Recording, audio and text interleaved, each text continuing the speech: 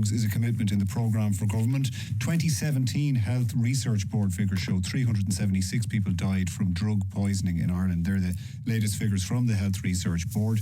A policy response, though, to tackle the wider effect on communities of addiction and crime has failed over the decades. So is it time for something different? Well, we're going to look at what the Labour Party's motion says that was debated today shortly. But first, Ciara, what's the programme for government committed to? Policy change or just this consultation process? I think from what my understanding is, the Citizen Assembly on Drugs is in the programme for government, and it's my understanding that a date will probably be scheduled for this in early new year.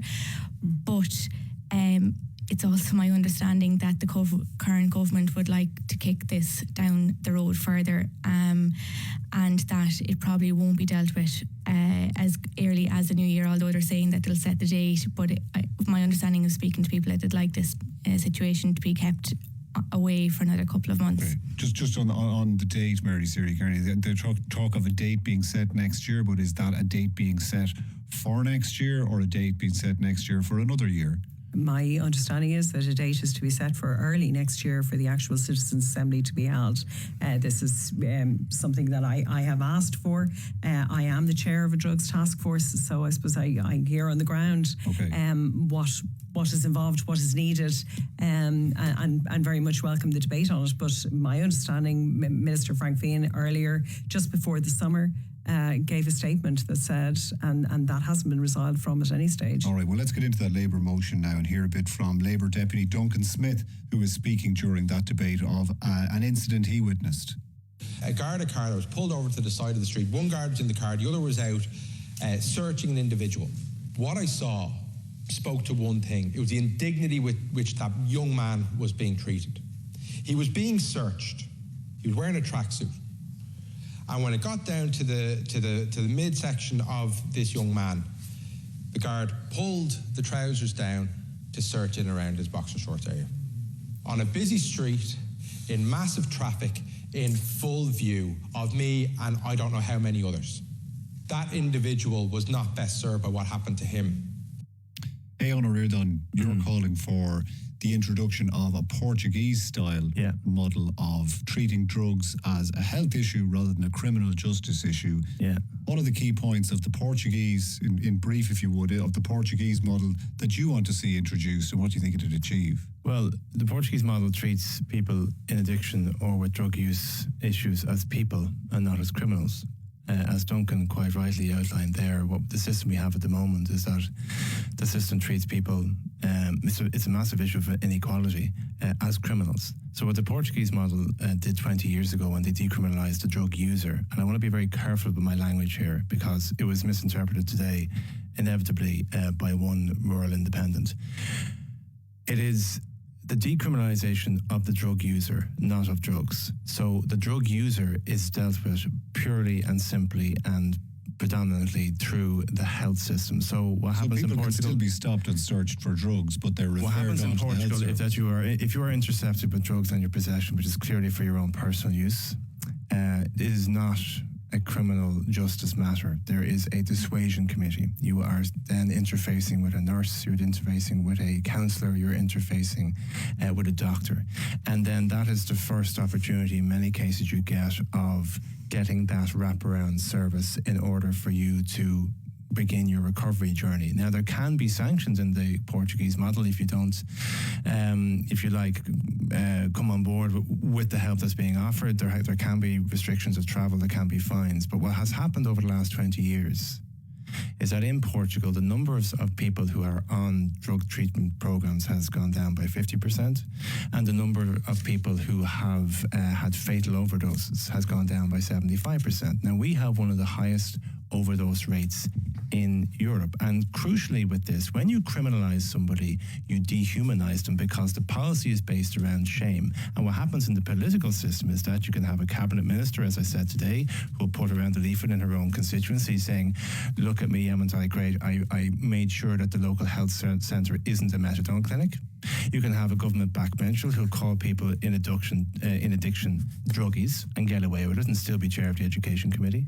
And you can have this entire dehumanisation of people in addiction, which isn't serving them and isn't serving that's more of an attitude than a policy shift, isn't it? Because if you had the Portuguese model where people are being referred into the health service, they need to be treated in clinics and by counsellors and by everything else. Absolutely. So you could have local politicians still making the same kinds of arguments about not wanting it is the quote, shame unquote, that those kind of people in the area. It is a shame that's attached to this whole issue, which is actually killing people. What's killing people more than drugs is bad drug policy.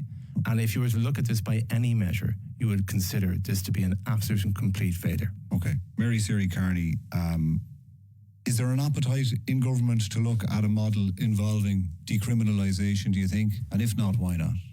And so I suppose there are two things there. First of all, we already have the health model in action.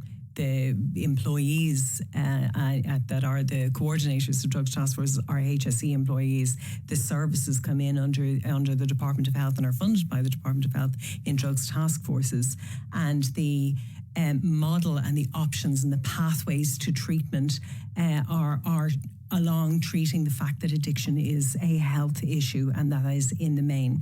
So that is very important over the last number of years. The funding on that has multiplied considerably. In the 2023 budget, we're up over 3 million of an uplift in the investment into drug treatment and into the services in the community. As regards the criminalising of the, and Aodhán is correct to be very precise in his language, and I really appreciate that. The criminalising of the person who is using drugs, there is a stigma to that.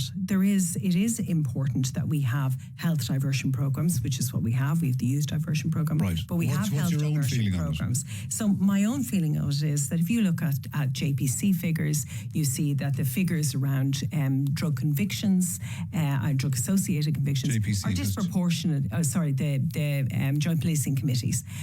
You will see that the figures are very different depending on the area. So this is an area that's associated with deprivation.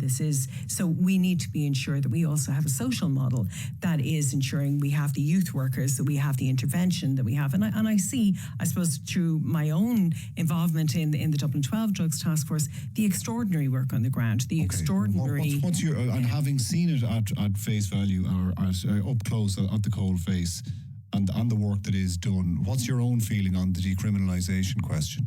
I agree that we need to definitely have that conversation. We need to make sure that we don't undermine the ability of the Gardaí to go after drug gangs who target children, who target the vulnerable. And do you fear in any way that a decriminalisation approach would hamper the Gardaí's ability at that? I just think that we need to, in the same way that there is precision, we need to be very careful that we don't in any way undermine Can I answer that for a second? Because 70% of the drug cases are for possession for personal use. There are people in our drug system, in a court system, who are being convicted for possession of cannabis to the worth of €2, €4. It's a complete and utter waste. And this is the criminal justice system that's doing that and not, therefore, using those resources to tackle the gangs and the pushers rather than their victims. Yeah, and I have to say I agree with that. I witnessed as a very early and beginning barrister, I witnessed a situation in one of our district courts where the district court judge put it to a young person that if he gave the name of his supplier to the Gardaí in an open court, that he would go easier on him when it came to sentencing. Right. Unfortunately, one of the Gardaí had to step forward and say, "Judge, with respect, that's a very dangerous thing to say in open court. You don't know who else is here." So we need to not have this view. Addiction is a health issue, and it's primarily that, and the funding supports that. Matt Shannon, are you familiar with the proposal to decriminalise drugs along the lines of Portugal? What are your thoughts on it? I have a certain sympathy for it, and I mean the figures from Portugal appear to be impressive, to be fair, and I think there's a lot to be said for trying to take a different stance for a small amount of possession for sure. And I think Aodhán is right in labelling and stigmatising people. Having said that, we have a massive drug problem in this country. It is actually rising. The taking of cocaine, the taking of cannabis, they're all on upward trajectories, and they're in all parts of society. They're endemic in society, unfortunately. And it may be that at times what Aodhán is referring to is in the deprived areas, maybe there's more active Gardaí surveillance and what have you, and they're getting the low-level drugs people. But unfortunately, we have a major educational component to deliver in this country. How do we interdict this demand for drug taking? And we have a lot of people in society who are taking cocaine who don't see themselves as part of the drugs problem, but they're a major component. We have a lot of people taking cannabis every weekend and sometimes multiple times during the week who think they're not part of the problem. So we have a major problem, and we've also have a major problem if you speak to caregivers and paediatric people, getting back to that sector, they will tell you, psychologists and psychiatrists are telling you they're seeing an inordinate amount now of children coming in, young adolescents, preteens and young adults with serious psychosis and with psychotic episodes and with paranoia as a result of just pure marijuana use, before we even get into the other drugs that may come along that gateway. You sound like the idea is interesting, but you'd be reluctant to go as far as decriminalisation. Well, I think it's very difficult for the guards in that instance. The guards ultimately trying to challenge this. Where are they going to challenge this? And that's a big difficulty. And I don't want to do anything that would make it more difficult for the guards to try and interdict the buying and selling of drugs in society. Ciara Phelan, you began saying that you thought this might be kicked down the road. Do you detect a certain level of reluctance, a queasiness about the issue in Leinster House? Yeah, definitely. I don't know if there's much of an appetite towards decriminalising drugs. Maybe not now, maybe sometime in the future. I was in Paris on Thursday or Friday with the Taoiseach, and he was asked about Gino Kenny's legislation in which he wanted to decriminalise cannabis, and the Taoiseach said that he'd have a fear about the glamorisation of cannabis and how the impact of that can impact young people. So again, it's such a stupid comment from him. Well, it really was such a stupid comment. Sorry, Ciara, but this is the same government that's telling us we can I'm not drink. defending him. Yeah, no, yeah, but I'm sorry, but I just cut across you. But this is the same government that's telling us we can drink at 6 a.m. Right? 100 people a year die from fatal overdoses of alcohol. Right? It's a serious social issue. Costs the HSE and the Department of Health is $3 billion a year. People are going to take drugs. People do take drugs. We have to have an honest conversation around this. And there is a social injustice element to this, because you can be quite sure the guard who Duncan described earlier as taking somebody's tracksuit bottoms down around his ankles so he could search him wouldn't happen in certain middle class areas in Dublin. Right. Well, we all around the country. According to the 2017 data, that 67% of the poisoning of drugs, admittedly there was a number of drugs in the mix, but 67% of them involved prescription drugs. Right. Well, okay, but there's a huge misunderstanding here about addiction. There's an assumption here that if you just that there's a list of things that are addictive, and you take them, you get addicted to them, and then if we just ban them, then we'll be okay, right? As opposed to understanding pain, trauma, disadvantage, disconnection, which is the reason why people fall in to drug misuse, to alcohol misuse, into addiction. And then if they actually do come up to a recovery scenario, right, despite all the stigma and criminalisation that goes through it, they have to go back and deal with the trauma in the first place. So this sort of, I don't know, one-liner from the Taoiseach about glamorization is just a complete head-in-the-sand approach to something that's literally killing people. And by the way, the last point I make here is about the injecting facility, which was legislated for in 2017, which still hasn't been opened, and government could easily have amended legislation to have a mobile clinic. And people are dying on the streets of this city this very evening from heroin overdose, because their lives are just not worthy enough for government to intervene in a real manner. I think what we see is that the issue and all of the issues, including Gino Kenny's proposals, are something that are suited to a citizens' assembly, because we have to have an honest conversation about cocaine use, which is what, in particular, social circles is completely and utterly acceptable, even though it's fueling and funding gangland.